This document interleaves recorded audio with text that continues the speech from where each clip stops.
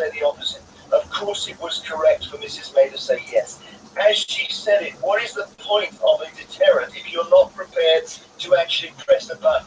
I just hope she is prepared to answer further questions during her time in office with similar directness and clarity.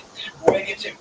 BBC Radio 2's In Concert returns, showcasing the most luxurious voice in modern music, and it belongs to Gregory Porter. The roof, the fridge is on, my steam engine roll by. Hey, Grabbing award-winning singer performs in the BBC celebrated Maidavale Studios, and you can watch the whole thing live. sorry, but I had to ring your doorbell so late. I'm empty and proud now. Listen on Radio 2 or watch on the red button from any BBC TV channel. Radio 2's In Concert with Gregory Porter. Thursday night from 8. There we are. I knew we were going to have a Gregory Porter moment. Now, there is over 2 weeks until the Olympic Games in Rio. Can you believe it? But even at this late stage, a major competitor may be banned. The International Olympic Committee is holding an emergency meeting today to discuss a report which said Russia engaged in a 4-year state-sponsored program of doping its athletes. And the details in this thing are amazing. Research found that urine samples from Russians were falsified across the vast majority of summer and winter Olympic sports from 2011 to August last year. It reads like something from a spy novel involving Russian security service agents swapping contaminated samples with clean ones through a special hole in the laboratory wall.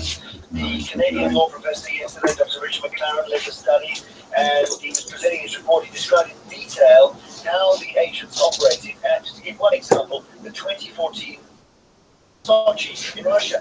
During the night, the samples were passed through what the IP team called a nozzle from the lab inside the secure perimeter to an adjacent operations room outside the perimeter.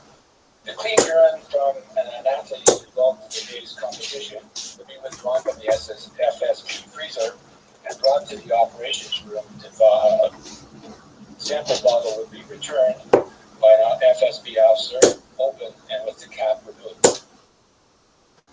The operations room, Dr. Rodchenko and his team would go to work. The dirty urine would be disposed of and replaced with clean urine. The cap would be resecured, the bottles would be passed back to the console into the secure perimeter inside the lab, ready to be tested by the lab staff the following morning. So just amazing, unbelievable, and so brazen. Dr. Richard McLaren said the Russians went to great lengths in their cover-up, including working out how to remove tamper-proof lids. The FSB developed a method to remove the caps of the sample bottles in Sochi. The FSB had working and sleeping quarters at least one FSB officer who had access to the Sochi lab as an accredited person under the guise of being a sewage and plumbing employee with a building maintenance contractor can be identified in the evidence we have. The International Olympic Committee president said the findings are a shocking and unprecedented attack on the integrity of the Games. Russia has pledged to suspend officials named in the report. It wants a fuller investigation into the allegations. We'll discuss in a moment whether Russians themselves feel they've been unfairly singled out by the authorities. And it strikes us, we probably have listeners who are Russian living in this country. Do you feel ashamed of your country? Or are you actually thinking that Russia's on the receiving end of a massive information war here? Let's speak to Michelle Barokin, who was in charge of anti-doping in the UK from 1986 to 2004, so a long time. He's now director of the Sporting Integrity Consultancy. So I know this has been your life, but you must be really upset about this. Well, I am. I'm not just shocked, I'm disappointed, I'm frustrated for athletes because we've tried over the years to create a system that's going to protect the reputation of athletes. And here we have a system that's been compromised and corrupted, with collusion that's just is unfathomable. If somebody's going to actually swap the samples, it doesn't matter how brilliant your test mechanisms are, you're testing the wrong urine. Well, absolutely. And this goes back years. If you like, when we first started drug testing, we knew that athletes were using steroids out of competition and stopping using them, going into competition, then clean, and that's why we introduced the out-of-competition program. But here we have really a return to that situation where clean urine samples that must require collusion, clean urine samples have been stored and then used by by way of compromising the sealing on the bottles, a system that's being used worldwide, and without, if you like, evidence initially. Now we know, now we can look, so we're feeling that we can actually rescue that part of the program. But this is just it's just unimaginable for those athletes who over the years have now lost out on medals and on their achievements. And it sounds amazing that any Russian person would be allowed to test or check the samples of any Russian athlete. Surely no British person should be allowed to check a British athlete. Isn't that just perfectly basic? You should have South Korea checking Russia, and Russia should check Japan, and Britain should check Germany, etc. Well, again, when the principle of this world anti-doping system was set up, the whole idea was it was meant to be a partnership between sport, the sports organisation, and the governments. I mean, sadly, they left out the athletes, and that's like further frustration. But really, what we should have been all aiming for is that we were accountable to each other and delivering for each other. So if we cannot trust our national systems, what does that say about UK athletes? I feel for those who then say, well, people won't trust me because I have a national anti-doping organisation checking me. Yeah. So you believe, I know, that this whole business of having medal tables and having a country say we won 46 medals at the Olympics is a bad idea anyway.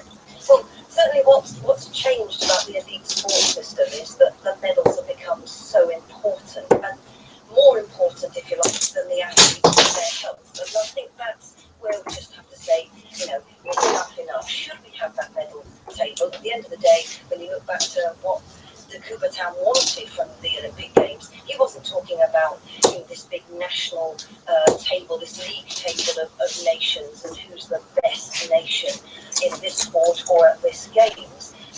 He was actually after the perfection of performance. How much could you actually achieve as an individual? Well, since team sports have come on to the program, it's been a little bit more difficult because obviously with team sports, it requires a team to be represented of someone somewhere. So really, could we just not drop that table of medals and take it away? But then you would end up not having national squads at all, would you? Everyone would just turn up. It'd be like tennis in a way. When Andy Murray plays, maybe he plays for Scotland or England, but chiefly he plays for Andy Murray, and that's how tennis works. Djokovic plays for Djokovic. You want the Olympics to be like that. Wouldn't individual sports just be like that anyway? I mean, that's what they are. Football's not like that. But then we'd have to have our own, if you like, Olympic Games for team sports, and perhaps that's where we can actually do more good. Because if one individual in a team is using doping substances, that doesn't necessarily alter the outcome of the game. Sure, but if we just made individuals the centre of the Olympics and we took out the flags, would the individuals cheat? They could very well. And then the trouble is that the sporting spectacle we want to see, the unknown outcome, is being compromised by people who are cheating, fixing, or using doping substances. And we have to get back to what is it that you really could achieve. And I've spoken to athletes, like I spoke to Ben Johnson, I spoke to Dwayne Chambers, and I said, how good could you have been without doping substances? And they just shook their head and say, I would never know.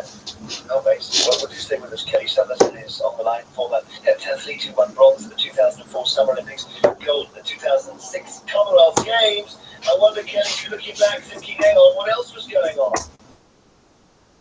Yeah, I mean, the reports say, last or just a lot longer than that. And listening to Michelle, actually, I don't think it matters if it's team or individual. If people are going to cheat, they're going to cheat. Being an ex-athlete, when I look back at career and some of my peers' careers, I know that there should have been a lot more medals. I know people have lost jobs because the medal table was wrong. For instance, 2008, our performance director in athletics didn't hit his medal target by, I think it was 2 down, but from the revelation to that Russian doping, Goldie Sound potentially in our men's 4x4 would have then given the target. If we hit our UK sport target, he may not have lost his job. But medal tables are there, and we'll always be measured by medal tables. I don't think that's the issue that we're hitting here. That's not the cause of why there's systemic doping by a